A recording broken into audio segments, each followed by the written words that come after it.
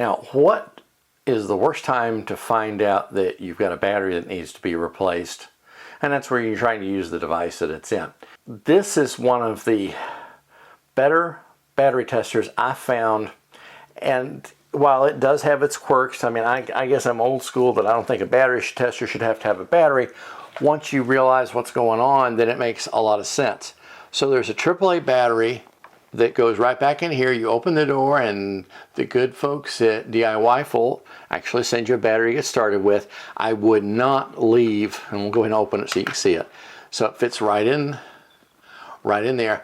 I would not leave the battery in here when you're not using it for prolonged periods of time. One of my favorite tricks, at least for the alkaline batteries, is to put it in the freezer. I know that sounds weird, but it is definitely going to make things a little bit easier for you, so it's always available when you need it. Now, when you get ready to use it, some of the battery slots are labeled.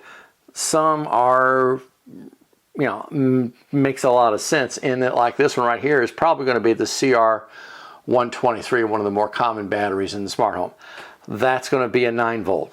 This big whammer jammer down here is going to be for a D battery. And then you've got different ones, and they'll tell you if they're a specialty battery. Now, to fit one like this, now this is one that I have not seen before, and this is what caused me to be looking for this kind of device. This goes to the controller for the security gate. So what it looks like is up here, it's going to be, fit it right in there. Oh, put it in backwards. Your positive tip always goes to the right, because this piece here will actually make sure the battery stays in correctly. And plug it in here, and as you can see, I've had to angle this a little bit so it's a little bit easier to see. I have a battery that has full capacity in it, which a good reason to have a battery tester that has a battery in it to power it is you're not putting a load on the battery. You're actually seeing the raw voltage of the battery, so that helps you moving forward.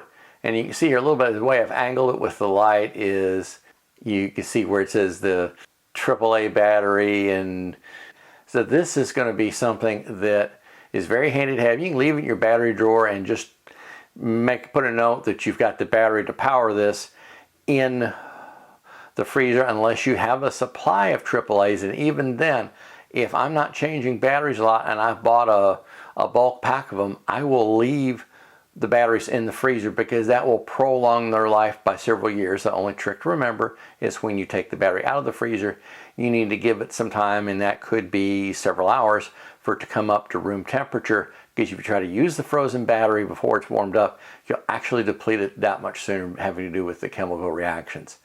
So this is something definitely worth looking at. Give it a try. I think you'll be very pleased with it.